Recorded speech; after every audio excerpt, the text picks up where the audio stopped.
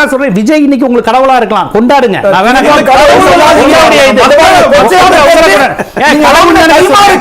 எல்லாம் பேசிட்டு இருக்காதீங்க. தேர்தலுக்கு முன்ன பண்ணீங்க அதுக்காக உள்நோக்க சொல்ல கைமாறு வாங்க என்ன அர்த்தம்? இங்க வந்து உட்கார்ந்து பேசுறா கைமாறு வாங்கி பேசுறாங்களா? பாருங்க உங்களுக்கு நீங்க நீங்க விமர்சியா மாதிரி ஒரு உள்நோக்க பேசாத வார்த்தையை கடவுள் சொன்னது எவ்வளவு அநியாயம், எவ்வளவு கடவுளா நினைக்கலாம். சரி தெரியும், எல்லா உண்மையும் தெரியும். அவர் இன்னைக்கு விஜய சார் அவருடைய விருப்பம்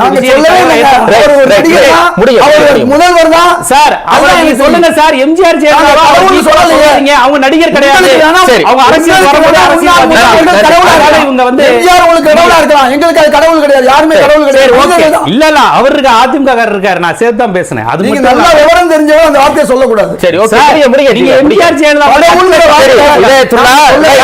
அவர் அழகா மடைமாற்றுறாரு. நான் இஸ்லாத்துக்குள்ளேயோ ஓரிரை குழிக்குள்ளேயோ போல, நான் யாருங்கிறது அவருக்கு நல்லா தெரியும். வேணும்னே திசை மாத்துறாரு. பிரச்சனையே வேற சொல்ல தப்பு. தயவு செய்து வார்த்தையை சொல்லாதீங்க.